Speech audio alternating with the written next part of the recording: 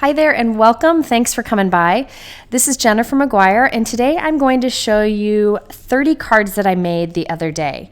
So I used Distress Oxide Ink for all the stamping on these cards because I wanted to experiment more with these inks, especially on non-white cardstock. However, if you don't have these inks, I will talk about other inks that you could use.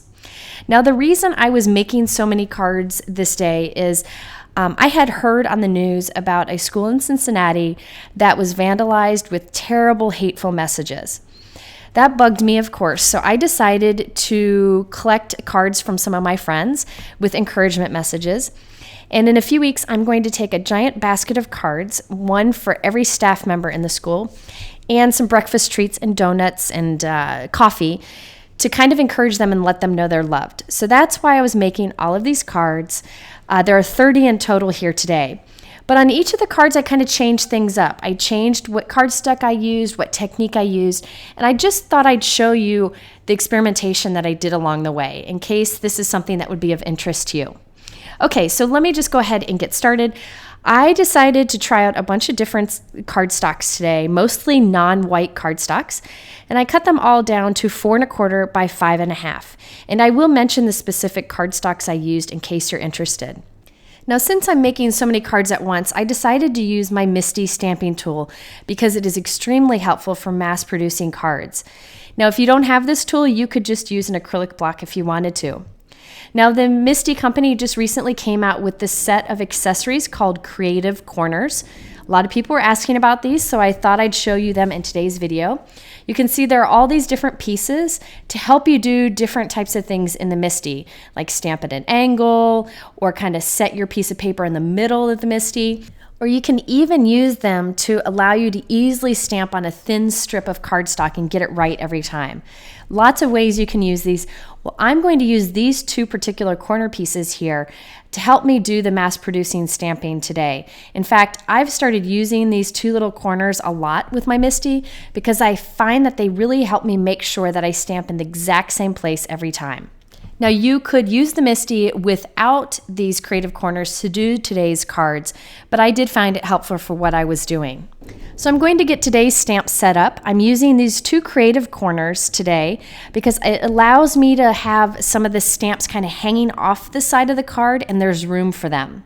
I also have a bar magnet to help the paper stay in place as I do my stamping. So you'll see the bar magnet there with a piece of washi tape on it. So the stamps that I'm using today are from W+9. It's the Florals and Feathers stamp set. It's a great stamp set. It has nice bold images, but also little details that you can stamp on top. Now, throughout this video, I will be mostly using Distress Oxide inks. These are a newer ink, and if you haven't seen my intro video on these inks, be sure to check it out. I will link to it here. That will be a helpful start to you. Today, I'm focusing on stamping with these inks. So I'm going to ink up my stamp here and stamp it into this corner. Then I'm going to rotate my paper 180 degrees and stamp it in the other corner.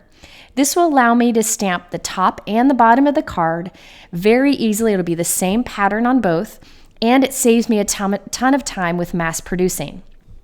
Now notice when I stamp this, I get a nice pink image on that brown cardstock, even though it is a colored ink on a colored cardstock. That is because Distress Oxide inks are a fusion of dye and pigment. Now, dye inks are translucent, so if I stamped a dye ink on this dark gray cardstock, it would disappear. But pigment inks, they kind of sit on top of the paper and you could see them, but they would take forever to dry. Since the Distress Oxide ink is a fusion of the two, you get the best of both worlds, and I can see this colored ink on this cardstock, and it does dry nicely with this beautiful chalk-like finish. It's just absolutely gorgeous. I did stamp it on white also, just so I could show you how nice and crisp this stamps. It does have this creamy matte finish to it that's wet at first, but it does dry nicely. You don't have to worry about heat setting it. It just takes a little time to dry, and look how beautiful that image is. So this ink gives you the benefits of both pigment and dye ink. Also, these Distress Oxide inks do this great reaction with water, and that's what really makes them stand out from any inks, including hybrid. And by the way, hybrid inks are usually like a fast-drying permanent ink, And also they contain a pigment that dries like a dye ink, whereas these inks actually contain dye and pigment. That's what Tim told me. People were asking the difference between them, so I thought I'd go ahead and explain that. So the Distress Oxide inks are very different than any other ink that you may try. Now today's cards, you could use pigment inks for these cards.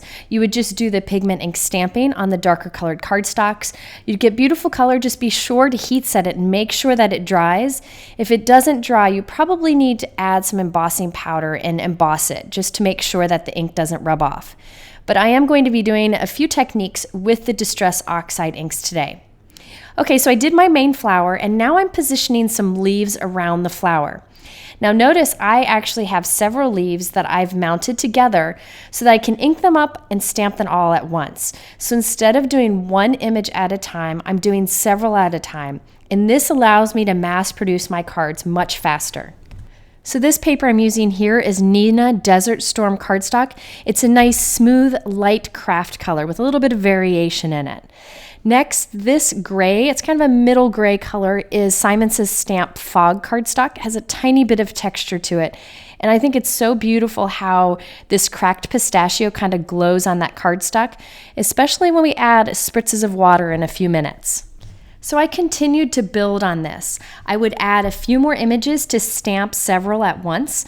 Here I'm doing the two different wilted violet and the dried marigold, 2 flowers at once, just to save time, and you'd be amazed at how much time it does save. Now these inks do stay wet for a little bit, not too long. You want to make sure you don't touch them for a bit, so just lay them out to dry, and then by the time you're ready to move on to the next step, they'll be good to go. You can see a little bit of the shininess there, showing that it is still wet. Now I did also try with some other darker colors of cardstock. This one is Simon's Stamp Steel Gray, and it gives beautiful results. You can see that soft stamping that you get with the Distress Oxide inks on that dark cardstock. And later again, when we add water, it'll pop even more.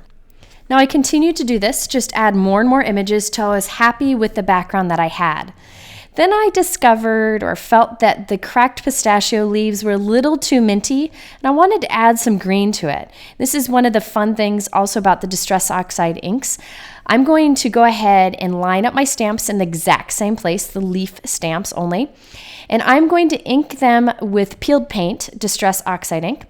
And you'll see I'm just kind of partially inking them with kind of the side of my ink pad, and I'm even going to dab away some of the ink with a dry cloth. Then I'm going to stamp them directly on top. And this will give me kind of a variation from the green to the mint color, which I think is really fun. And since these have that pigment to it, they really blend nicely when you do that overlap stamping like that. So you can see how the leaves have a little more green to them now, and I think that just looks better to me. I don't know. Sometimes things just drive me crazy and I have to fix them. So anyways, I continued to do this with all of the cards, and I changed the colors up on some of them. Now that I have them all stamped, it's time to do some techniques on them. If you used regular pigment ink for the cards, I would just stop here and then turn them into cards. But because I use the Distress Oxide inks that have these great properties, I want to do some more things to it and take advantage of those properties. Now, one of the biggest things about Distress Oxide inks is that they react with water and kind of give you this oxide look, like it looks like it reacts with the water and kind of goes white and gives you this beautiful glowing look. So that's what we're going to play with now. And I'll be honest, I didn't think I was going to turn this into a video to share with you when I was making them, so I kind of jump around between a bunch of things, but I'll go ahead and share them with you. So I have one of my dark gray stamped backgrounds and a Tim Holtz spritz bottle, and I'm going to mist this from a couple feet above many times. You can see the mist that I do here. I'm going to mist it until I see the reaction, but I don't see any bleeding of color. And as I did that, you could see how those stamped images seem to start to glow. They start to get this white, creamy look to them that is so beautiful and really intensifies that color on the dark color cardstock. So you could leave it unspritzed or spritz it. Spritzing it just kind of intensifies the color, and it gives this gorgeous oxidation look that is just unique to these inks.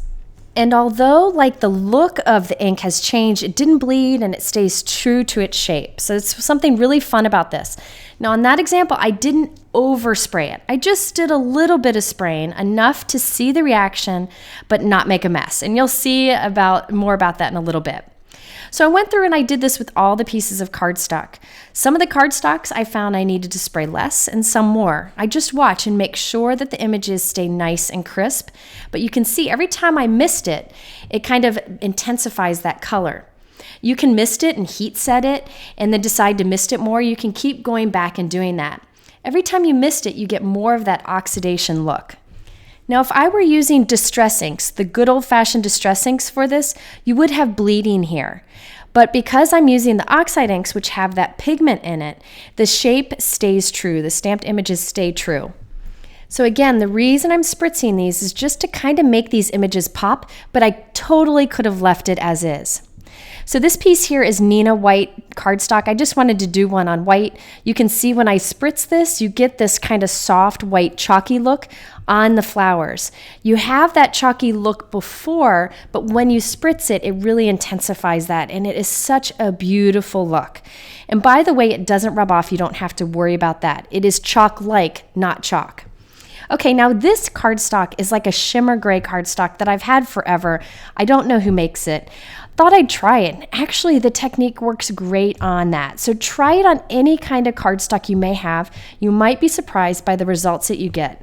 I'm amazed at how intense these flowers end up being on that background. So now I'm going to go out of my comfort zone and kind of make a messy watercolor look. So this is the heavy stock paper that Tim Holtz recommends with oxide inks, and it is so much fun. What I'm doing is spraying this very generously to the point that it starts to bleed. The fun thing about Distress Oxide inks is it has that dye property, which is that bleeding that you see. But it also has the pigment property, which is the flowers kind of remaining their shape. So you'll see the bleeding going on. You can see the peeled paint from the leaves really kind of gives a like yellowish green halo. It's really fun. And you get that white oxide on the stamped images, that look of white oxide. Now, I am going to clean this up and put it in a card later, and I was really happy with the results. So if I would have done this with regular Distress inks, it would have just bled all together. But because I used the oxide inks, the stamped images kind of keep their shape and bleed, which is really fun. Now in this example, I'm using Neenah white 110-pound cardstock, and I'm spraying this generously. You can see right away that oxidation look on the pink and purple flowers there, and you get that halo of bright color around it because of that dye property in it. So you see that around the purple flower. So you get different results on different cardstock, so play with what you have. I really agree with Tim on the heavy stock cardstock being great for these. That was the last example. But again, you can use what you've got. Another cardstock that I really find Distress Oxides are at their best is on craft cardstock, like Ranger craft cardstock or Hero Arts craft cardstock. This is like a brown paper bag. Now when you mist these, you really get to see that oxide look to it, and the colors become really unique looking. So this is an example where I misted the cardstock, and you can see it just starting to give that creamy look. Now let's compare this to the same stamping, pretty much the same stamping, but not misted. On the left, I didn't mist, on the right, I did. And check out the difference in the colors, especially the pink there. Now the blue flowers, I did a different color ink there, but you can see in the pink the big difference. The left is not misted, the right is. And you can see how much more white it is with that oxide look. You can compare the top ones there too. It really does make a big difference, and it's just something fun and different. I can't get that look with any other type of ink. Now here was another fun thing I did. I wanted to kind of control where I put the water because I'm a control freak. So I have a clean ink blending tool that I'm dipping in water and just pressing on the images that I want to have that oxide look. And it really did work. You can see that you get that white creamy look on those flowers with the vibrant color where the dye kind of bled a little bit around it. So you can kind of control it using an ink blending tool and water or some kind of sponge if you want to. I just wanted to show you that there are many things you can do with this, so have fun with it. And again, if you don't have the Distress Oxide inks, you can do some of these things with Distress inks. It's a little bit different effect, but you can play with the idea, or you could just get some clean stamping with pigment inks. But I do have trouble with pigment inks not always drying completely. Wanted to show you one other thing you can do with these Distress Oxide inks. You can use them with your ink blending tool. So here I have the iced spruce, which is kind of like a grayish color, and I'm just softly putting a little bit around the edges of one of my stamped pieces. Sorry it keeps moving, I didn't tape my craft sheet down, but check out that softened edge that you can get with these. Now if I used regular Distress inks, you wouldn't be able to show color on these dark colored cardstocks. Because these are the oxide inks, you can see the softening with this ink on the edges, and it's beautiful on that dark gray. So the one on the left, I didn't soften the edges, the one on the right, I did. Okay, so now that I have all the techniques done on my background, it's time to add the details onto the stamped images. So this W+9 stamp set has a nice bold flowers and then a simple detail to go on each of them. So I'm just lining up those details in the MISTI, and I'm going to stamp these with a white pigment ink. This is Hero Art Unicorn White Pigment Ink. What this will do is give me kind of a soft white detail in the center of all of these images. I could skip this if I wanted to. I could heat emboss this if I wanted to, if I wanted it to be bright white, but I wanted something kind of soft. So you'll see the soft white look I get when I stamp this in the center. I will later go back and add some brighter white details with a white gel pen. Now this part went pretty quickly because I'm stamping so many images at once, and I'm just using one color of ink. And by the way, I'm really liking those two creative corners there on my MISTI because it kind of hugs the paper. I have a nook to put the paper in so I can make sure it's straight every time. Okay, so I finished all of my 30 backgrounds here. I did the white stamping. It's ready for sentiments and details. So I am going to use my MISTI to add different sentiments. I kept them very simple, and on most of them I did a white heat embossed sentiment. I wanted to show you this trick. It's nice to have a printed piece of grid transparency to use in your MISTI. You can either make your own or you can buy one. I'll link to it. I put that printed grid transparency over my background so I can line up my sentiments right in the center and perfectly straight. Then I close my MISTI door and I remove the grid, and now I'll be sure to stamp in the center and straight every time. So I went ahead and white heat embossed these. I did use my anti-static powder tool each time, but because the Distress Oxide inks dry over time, I don't have to worry about my embossing powder sticking to it. If I did want to heat emboss with my Distress Oxide inks, I would just make sure to add the embossing powder right away. And here's a tip for mass producing when you're doing heat embossing. Go ahead and stamp and add the embossing powder to the image and then set it aside and do all of your stamping and powder. Then go and heat set them all at once. This gives fine results, perfectly fine results, and it's faster to heat set them all at once because your gun will be good and hot and it'll melt the powder quickly. Okay, so I wanted to show you how I pulled all these together in cards and tell you what I did on each. So if you want to try for the same look, you can. I did trim the sides or the top down on each panel and add them to a top folding 4 1/4 by 5.5 inch white note card. And I added some details with the white gel pen on some of the cards. So let's take a closer look at some of the cards. This one I used the Simons' Stamp Fog cardstock, and I just did a light spritz of water to give a little bit of the softening to the colored images, but look how beautiful and clean the results are. I also added some details of bright white with a white gel pen. Those little dots of white that you see are with the gel pen, and it really kind of pulls the card together and adds some fun detail. On this next one on the left, I used the My Favorite Things Stone Gray cardstock. It's a little bit lighter, but I did soften the edges very lightly with the Iced Spruce Distress Oxide ink. That ink blends softly, and it really is effortless to get that softening on the edge. It's hard to see in the videos, but in real life it does make quite a bit of difference. So you can see clean versions of these techniques here. On both of these cards, I used the Simons' Stamp Slate cardstock, but on this left example, I softened the edges with some Distress Oxide ink and an ink blending tool. The one on the right, I didn't. But for the one on the right, I did mist it with some water, so you can see how the stamped images on the right pop a little bit more. They have this softness to them that stands out more. It's very subtle, but in real life, there is a pretty significant difference. You can see in the flowers there. So I did add water to the one on the right, but not the one on the left. I tell you, mass producing a bunch of these was a great way to experiment and get to know these inks better. And check out that halo of color around the flowers. Because we misted these, you get a little bit of that bleeding that really makes them pop even more. Now this example is that shimmer gray cardstock that I have. I wish I had a source for this.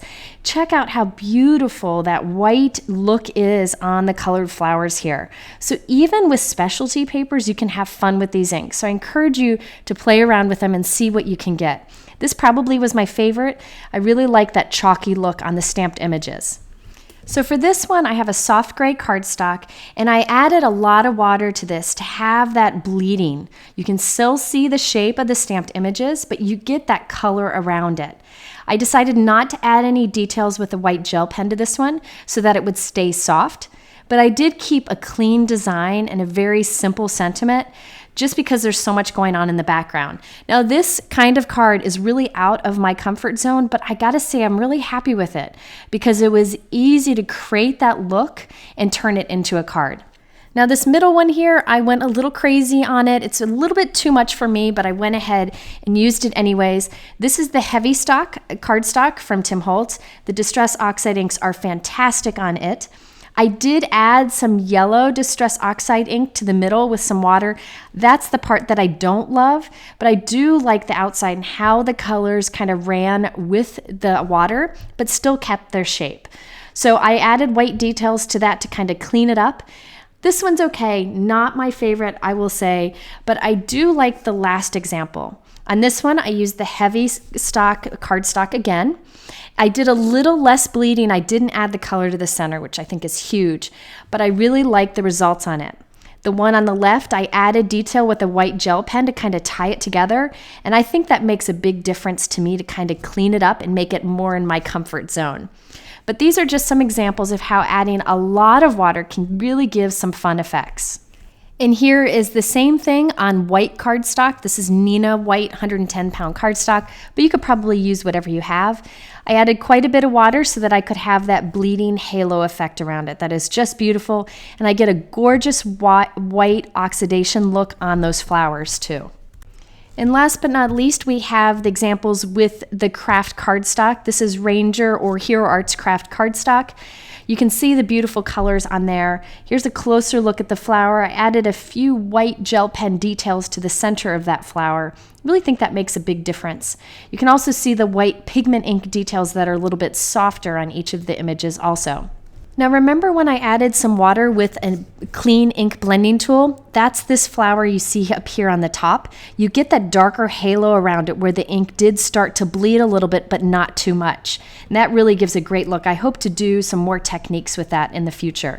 So there you have my crazy path to creating 30 cards for teachers, kind of experimenting with a new product. I encourage you to do this anytime you get a new product, to see the different ways that you can use it, and you end up with a bunch of cards that you can give to someone.